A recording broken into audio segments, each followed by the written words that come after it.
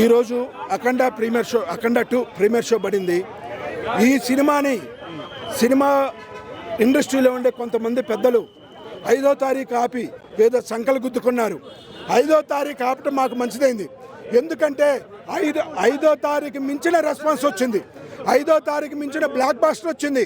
ప్రతి ఒక్కరూ ఈ రోజున అఖండ 2 శివతాండవం అయ్యి ప్రతి ఒక్క అభిమాని గర్వంగా నెత్తి మీద చేసుకుని హ్యాపీగా ప్రశాంతంగా పడుకుంటాడు. ఎందుకంటే 5వ తారీఖు జరిగిన బాధని తట్టుకొని 12వ తారీఖు శివతాండవం బాలయ్య విజృంభించాడు.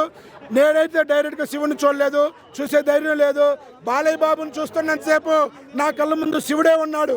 మన యొక్క హైందవ ధర్మం గురించి, మన యొక్క సనాతన ధర్మం గురించి గొప్పగా చాటి చెప్పిన బోయపాటి గారికి, అలాగే దీనికి నందమూరి తమనైతే నా భూతో నా భవిష్యత్తుగా కేసీపీడీ పర్ఫార్మెన్స్ ఇచ్చేసాడు.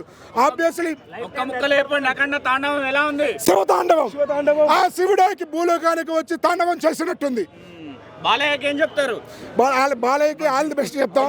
మళ్ళీ అలాగే BB4 త్వరగా చేయాలని కోరుకుంటాం.